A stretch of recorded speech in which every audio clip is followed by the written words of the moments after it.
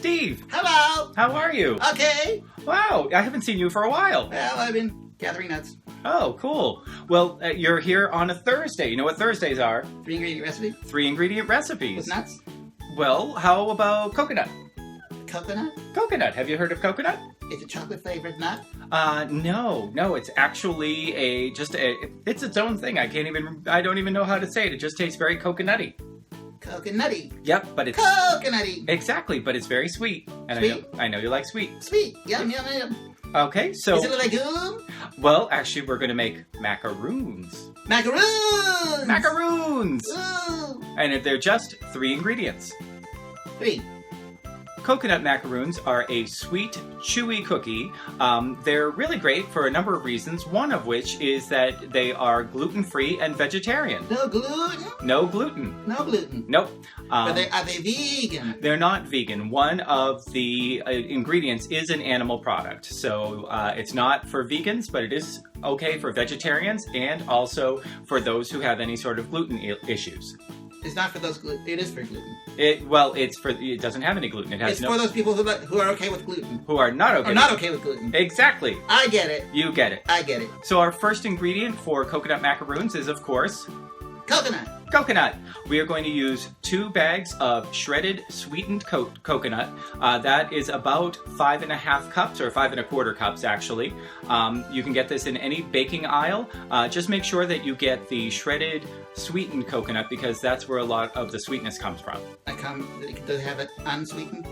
There is unsweetened coconut, but that is not as sticky. It's not going to hold together, and it's also not going to be sweet enough when you put it all together. Okay. All right. All right. Our second ingredient is the animal product I was talking about, sweetened condensed milk. Milk. Yep. Condensed. Yes. Are they from really squat cows? No, actually, it's when they boil the milk, it just gets away most of the liquid in there, so it becomes much more sticky, and it's also sweetened with a little bit of sugar, so it becomes very sweet. Is condensed milk cheese? No, that's packed up together solidly. That's a completely different process, and Okay. it would take a while for us to go over. So why don't we just say we're going to use 1 can 14 ounces of sweetened condensed milk. Of sweetened condensed milk. Thanks, you're very helpful. Thank you.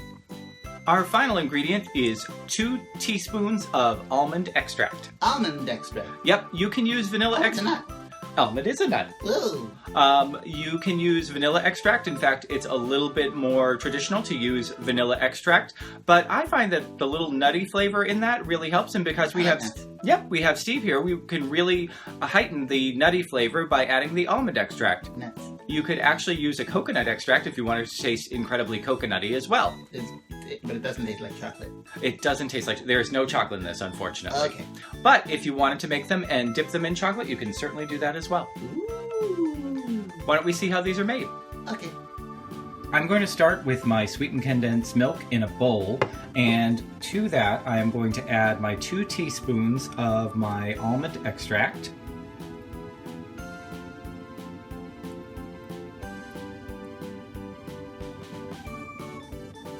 The reason that I put the almond extract into the sweetened condensed milk first is just to evenly distribute it.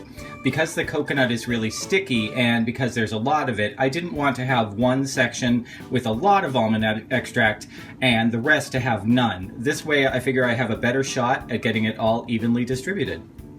I have my coconut in a bowl ready to go. When you take it out of the package, it might be tightly packed, so you may want to just loosen it up a bit. You can just do that with clean hands, that's no problem. And I'm just going to add my sweetened condensed milk right on top.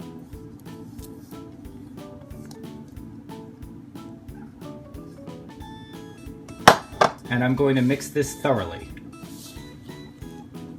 Now make sure that you turn this over with whatever you are mixing this with many times, because there are pockets of coconut that won't get mixed in if you don't really give it a little bit of elbow grease. And because this is an extremely sticky mixture that is going to need to be thoroughly combined in order to hold together when it's in the oven, you want to make sure you do a very good job on this.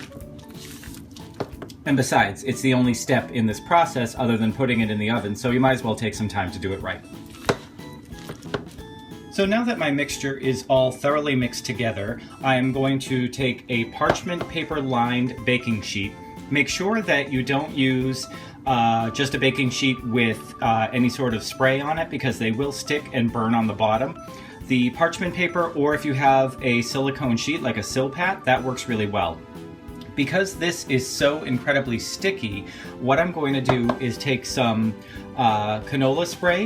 You can use anything like Pam or anything. This is just what we use to spray things. And I'm going to spray my hands a bit. It's a little greasy, but that's fine. And I'm going to just take small sections of these. And because this is so sticky, obviously I don't want it to stick to my hands. And I'm just going to roll these out. And you want them to be about the same size. That's the main thing, because these are going to have to all cook together.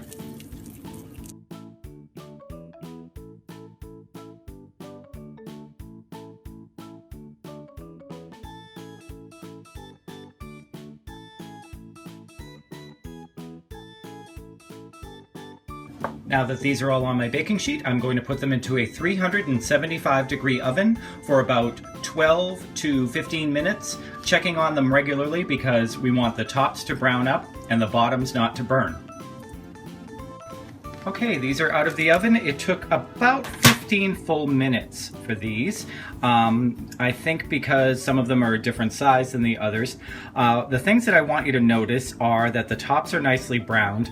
The way that I got that was I actually turned on the broiler, which in my oven is just turns on the top heating element, after this cooked for about 13 to 14 minutes, because as you can see, you've got some nice browning on the bottom, and that turns off the bottom heat completely while it toasts up the top right here.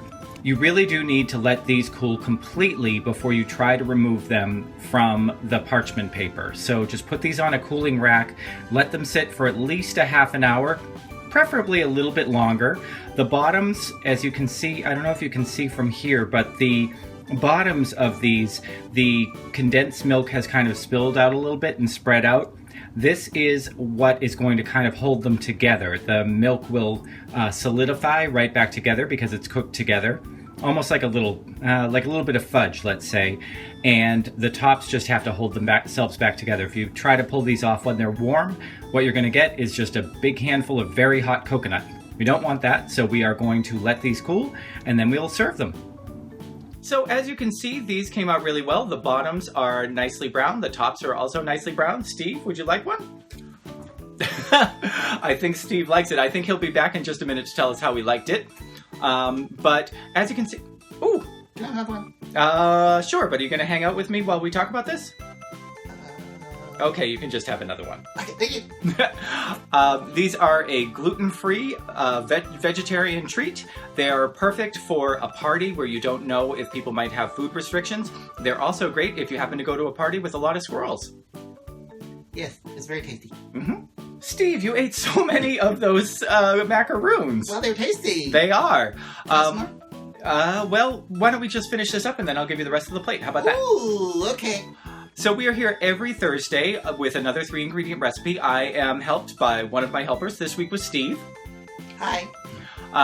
We also have some other shows on this channel. We would love it if you would subscribe. You can really help us out. Just hit the little subscribe button down below. You can also comment. Leave us if you have any recipes you'd like us to try to make into a 3-ingredient recipe. And then on Tuesdays, guess what I do? You've been... Play with the hair? Yep. Well, I talk about long hair and I how like to... play with the hair. I know. Well, at some point, maybe I'll have Steve on to help me with my long hair. How about that? Yay! Lots of hair. Lots of hair. Lots of hair. So, if you have subscribed and are going to join us next time, we will see you next time. Otherwise, thanks so much for joining us this time. We're going to finish up the rest of these macaroons. Bye-bye! Bye-bye! Bye! We are going to use... It's either that or macaroon. Right. We're going to use about 5 1/4 cups of coconut. I almost I almost had a blooper there. Almost. Yeah, well, I did have a blooper. That's okay. We're going to keep it in. No blooper? No, I guess we are going to keep this as a blooper.